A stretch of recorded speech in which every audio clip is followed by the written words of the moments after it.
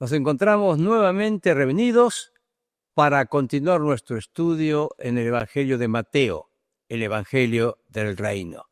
Ya hemos visto que en la primera parte del Evangelio, 1:1 a 11:1, Mateo nos muestra cómo en la primera parte de su ministerio el Señor, después de haberlo comenzado esa tarea a Juan el Bautista, están ofreciendo el reino.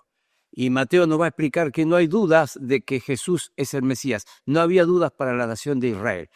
En primer lugar, desde el punto de vista legal, la genealogía probaba que él estaba en la familia real, era descendiente de Abraham, a quien se le prometió la tierra, y de David, a quien se le prometió el trono.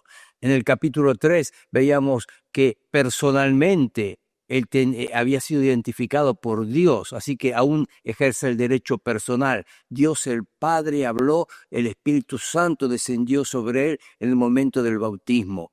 En el capítulo 4 veíamos que a través de la tentación se prueba que aún desde el punto de vista moral el Señor tiene derecho a gobernar sobre nuestras vidas, a ser el Rey, porque Él mismo no es gobernado ni controlado por ninguna pasión. Hoy vamos a llegar al capítulo 5, que junto con el 6 y el 7 forman parte del primer discurso en el Evangelio de Mateo, el primero de los 4 que forman algo así como la columna vertebral del Evangelio. En este discurso, el Señor va a mostrar su autoridad por sobre la autoridad de Moisés o sobre cualquier otra. Uno puede observar en este discurso muchas veces la expresión, por ejemplo, comenzando en el versículo 21, por primera vez, oísteis que fue dicho a los antiguos, versículo 22, pero yo os digo. Versículo 27, oísteis que fue dicho, 28, pero yo os digo. 31, también fue dicho, 32, pero yo os digo. 33, además habéis oído que fue dicho, 34, pero yo os digo. 38, oísteis que fue dicho. 39, pero yo os digo. 43, oísteis que fue dicho. 44, pero yo os digo. El Señor está colocando su autoridad por sobre cualquier otra, y en este discurso Él va a exponer lo que algunos llaman el código del reino, las leyes sobre las cuales Él va a gobernar cuando el reino se establezca. Algunos pueden llegar a pensar erróneamente, bueno, si aquí están las leyes sobre las cuales Dios va a gobernar en el milenio, siendo que no estamos en el milenio, significa que esto no es para nosotros, así que no es necesario estudiarlo. No. Estos son principios que tienen que ver con el carácter de Dios. Y cualquier cristiano, cualquiera de nosotros que reconoce el derecho de Dios a gobernar sobre nuestras vidas, ha de tomar estos principios y ha de aplicarlos y ha de procurar sujetarse a ello. Así que, como muchas veces se dice, no toda la escritura es escrita a mí, pero toda la escritura es escrita para mí. Este es un pasaje donde fue escrito a Israel y tiene que ver con el tiempo del establecimiento del reino. Sin embargo, las aplicaciones son para mí. O sea que es un pasaje del cual tenemos que sacar grandes enseñanzas. Vamos a ver un breve bosquejo que en pantalla va a aparecer para que podamos entender un poquito. En primer lugar, vamos a ver que la justicia verdadera es descrita por Cristo desde dos formas. Desde el punto de vista de la justicia, como que es algo interno, desde el punto de vista positivo, y también desde el punto de vista negativo, que el pecado es interno. Así que, en primer lugar, capítulo 5, 1 al 16, vamos a ver desde el punto de vista positivo, la justicia es interna. La justicia verdadera es interna. Y ahí comenzamos con lo que conocemos como las bienaventuranzas. La palabra bienaventuranza no existe en la Escritura, pero viene como consecuencia de estos bienaventurados que se repiten a partir del versículo 3. En primer lugar, vemos la bienaventuranza que dice, bienaventurados los pobres en espíritu, porque de ellos es el reino de los cielos. Bienaventurados los pobres. Bien, esto sería pensar que si bienaventurado significa súper felices, dichosos, realmente llenos de gozo, ¿quiénes? Los pobres en espíritu. Aquí está hablando de una actitud hacia uno mismo, una actitud muy contraria a la que el mundo predica. El mundo predica y enseña y promueve la autosuficiencia. Uno lo puede ver en un deportista. Ha alcanzado un triunfo, las cámaras están sobre él, los micrófonos le rodean y normalmente ¿qué va a decir? Bueno, he trabajado mucho, sabía que podíamos lograrlo, así que yo lo hice, mis méritos. La primera actitud que debe tener aquel seguidor genuino de Cristo debe ser pobre en espíritu, es decir, yo necesito. Yo no soy autosuficiente. Yo preciso la suficiencia que viene de Dios. Ese es un concepto que el apóstol Pablo comunicó con mucha claridad en 2 Corintios capítulo 3, versículo 5, donde él dice, no que seamos competentes por nosotros mismos para pensar algo como de nosotros mismos, sino que nuestra competencia proviene de Dios. Así que bienaventurado aquel que se considere incapaz, no suficiente, porque ese será el que buscará la suficiencia que proviene de Dios, la actitud correcta hacia uno mismo.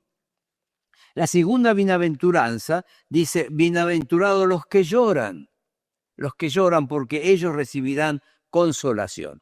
Acá nos está refiriendo a la señora que llora cuando por las tardes ve la novela turca o brasileña o mexicana, lo que fuere. No, aquí está hablando de una actitud correcta en relación al pecado.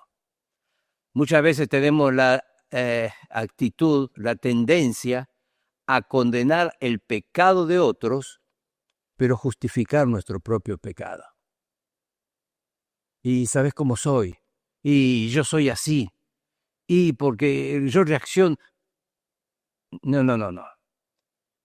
Frente al pecado no hay que justificarlo, no hay que aceptarlo, debemos tener una actitud correcta, y esa actitud correcta es llorar, lamentar el pecado, porque la persona que sienta dolor por su pecado es la persona que está en la dirección correcta en cuanto a su forma de tratar con el pecado.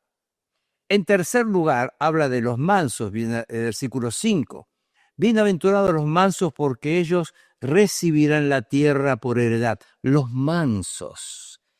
Bueno, a muchos hombres esta expresión quizás no les resulta atractivo. Dice, yo soy manso. Oh, qué raro pensar en una dama que diga que es una persona de carácter manso. Sí, pero un hombre manso. Bueno, no debemos olvidar que en la Escritura hay dos personas que reciben este calificativo.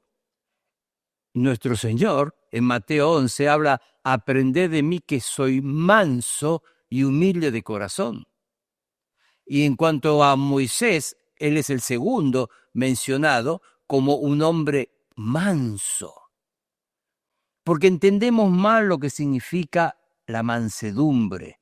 Pensamos que mansedumbre es falta de carácter, falta de temperamento. Entonces decimos, no, yo no quiero ser una persona mansa. Pero manso no es eso. Manso es tener la actitud correcta hacia los demás. O sea, yo no voy a pelear por mis derechos. no voy a sacrificar relaciones, no voy a perder el control por cosas que considero que deben ser mías y otro la ha tomado, o posiciones que considero que yo debería tener y otros las han recibido. Soy manso. Yo recuerdo, mi suegro siempre decía una frase: si Dios me quiere dar algo, nadie me lo va a quitar. Y si Dios no me lo quiere dar, ¿para qué lo quiero? Y era un hombre que tenía una actitud de mansedumbre. Así que la actitud correcta hacia uno mismo, la actitud correcta hacia el pecado en segundo lugar, en tercer lugar la actitud correcta con los demás y en cuarto lugar la actitud correcta hacia Dios. Porque el versículo 6 nos dice: bienaventurados los que tienen hambre y sed de justicia, porque ellos serán saciados. El salmista dice: mi alma tiene sed de Dios, sed del Dios vivo. Tenemos sed, tenemos hambre. ¿Dónde? ¿Cómo saciamos nuestra hambre? Nuestra sed. Hambre y sed de justicia. Nuestra actitud correcta, buscando que sea Dios quien satisfaga nuestras necesidades. Así que estas son las 4 primeras bienaventuranzas y las siguientes son consecuencias de esta. Va a decirnos en el versículo 7, bienaventurados los misericordiosos, porque ellos alcanzarán misericordia. Bueno, esto no es legalismo, pero es la realidad de que aquel que es misericordioso va a recibir misericordia, cosechará lo que sembró. Todo lo que el hombre sembrare, eso también segará. Entonces debemos tener vidas, tenemos que tener una actitud de misericordia. Y a nuestro alrededor siempre vamos a ver personas que necesitan misericordia. Y en algún momento nosotros vamos a necesitar misericordia y vamos a recibir lo que hemos sembrado. ¿Y por qué debemos ser así? Porque tenemos un Dios de misericordia. Un Dios de misericordia.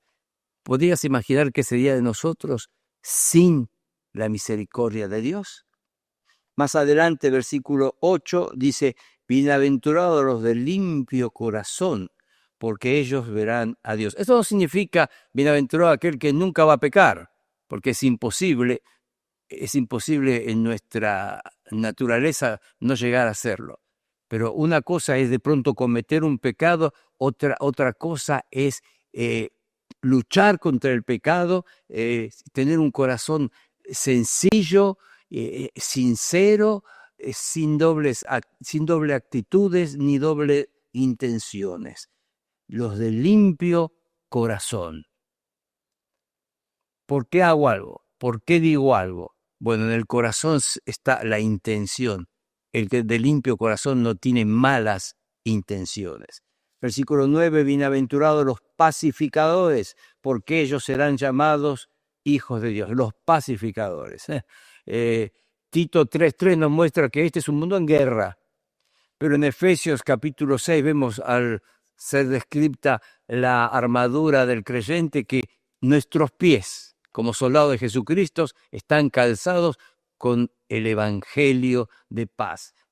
Los pies, quiere decir que por donde vayamos debemos llevar el evangelio, y el evangelio es el evangelio de paz, porque el evangelio de paz nos trae en primer lugar paz con Dios, y en segundo lugar nos permite disfrutar la paz de Dios. Así que allí vemos las bendiciones de las bienaventuranzas. Versículo 10, bienaventurados los que padecen persecución por causa de la justicia, porque de ellos es el reino de los cielos.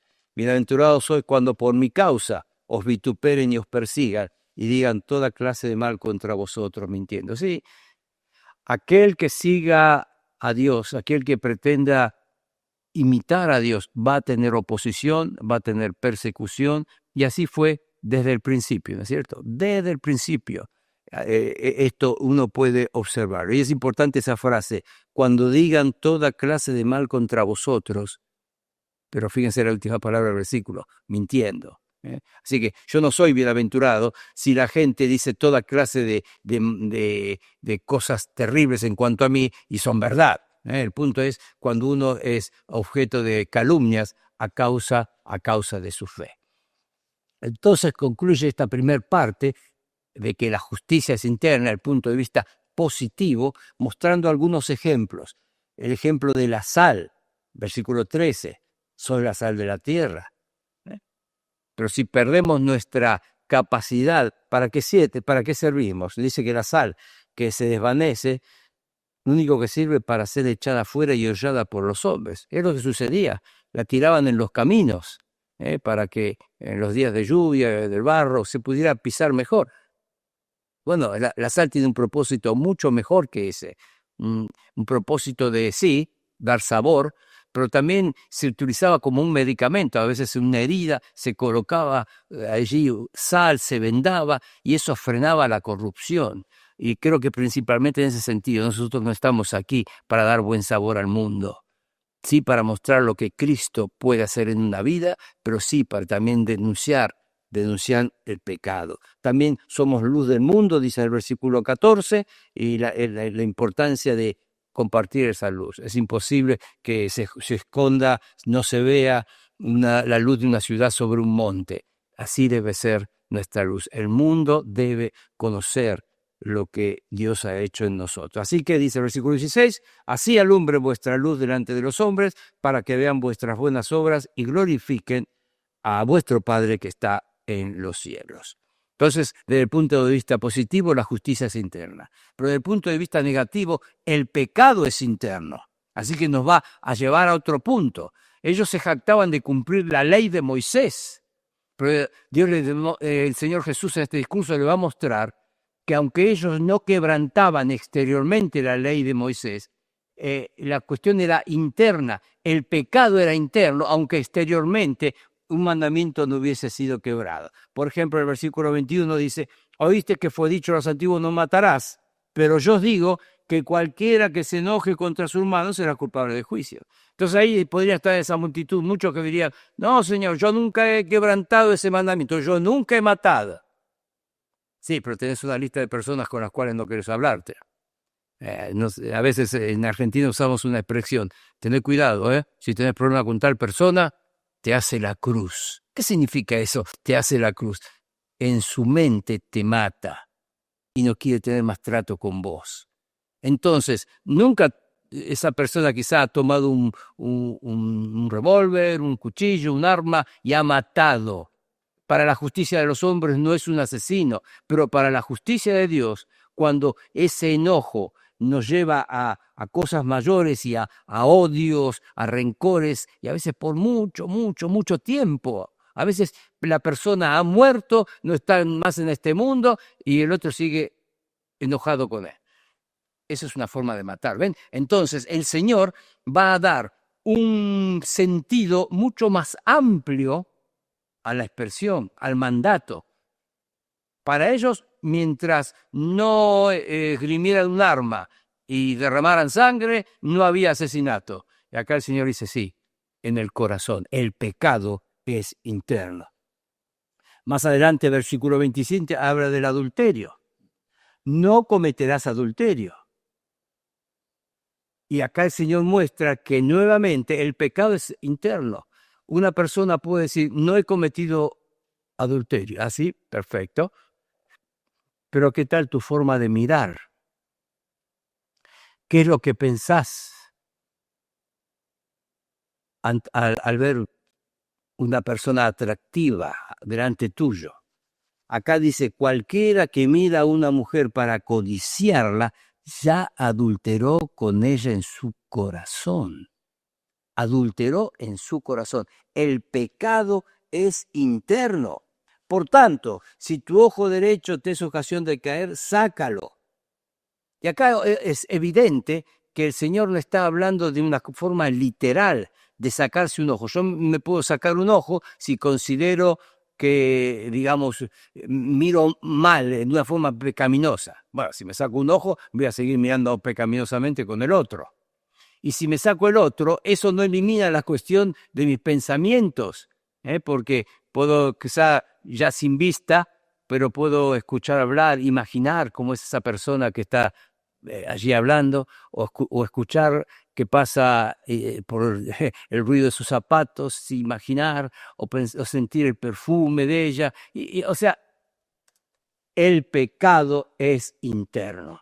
Entonces, fíjense que el Señor da como un baño de realidad. Ustedes dicen, yo no he cometido adulterio. Sin embargo, viven cometiendo adulterio en su corazón. Entonces, la importancia, ¿ven? El Señor está llamando a una vida de un plano superior, a vivir en la excelencia. Versículo 31, también fue dicho, cualquiera que repudia a su mujer dele carta de divorcio, pero yo os digo que el que repudia a su mujer a no ser por causa de fornicación. ¿Qué sucede aquí? Bueno, había dos corrientes, una corriente liberal y una corriente más conservadora que en cuanto al tema del divorcio. Había una corriente tan liberal que lo único que se necesitaba era llevar a la esposa ante el sacerdote y decirle delante de él, te repudio, te repudio, te repudio. Y eso era argumento suficiente. Pero fíjense, el Señor dice que no es así. ¿Por qué? Dice, a no ser por causa de fornicación, 32, hace que ella adultere y el que se casa con la repudiada comete adulterio. ¿Qué está diciendo? Lo que está expresando el Señor es, si uno sin causa entra a esa actitud del divorcio, sin causa suficiente, está bien, a los ojos del hombre te divorciaste, pero a los ojos de Dios no. Entonces, esa que ha sido repudiada y que dice, bueno, estoy divorciada, estoy libre, se casa, pero ella ahora comete adulterio porque su matrimonio a los ojos de Dios sigue existiendo. Y el que se casa con ella está cometiendo adulterio, pues está casando con una mujer casada. ¿Ven? Entonces, el Señor da una nueva trascendencia al tema aún del divorcio. Más adelante va a hablar sobre los juramentos en el versículo 33 y va a decir que nuestro sí debe ser sí y nuestro no debe ser no. ¿Por qué? Porque nosotros no tenemos el control de nuestras vidas. No tenemos el control de nuestras vidas. Entonces, yo no puedo afirmar, te lo juro que mañana voy a estar aquí en la clase de Mateo. No, puedo tener toda la intención. Y generalmente fíjense que las personas que juran, que utilizan juramento, lo hacen porque no son confiables. Y entonces agregan un juramento para que su palabra valga un poquito más. No, tenemos que ser personas que nuestra palabra valga. Dice entonces 36, que no hay que jurar ni por la cabeza, porque no puede ser blanco o negro un solo cabello, pero sea vuestro hablar sí, sí. Cuando decís sí es porque estás pensando sí. Cuando decís no es porque estás pensando no. Pero si por alguna razón dijiste sí y es no, es porque somos hombres, no dominamos, no tenemos el control de cada cosa. Porque lo que es más de esto, de mal procede. Vamos a hacer una pausa antes de seguir este estudio maravilloso.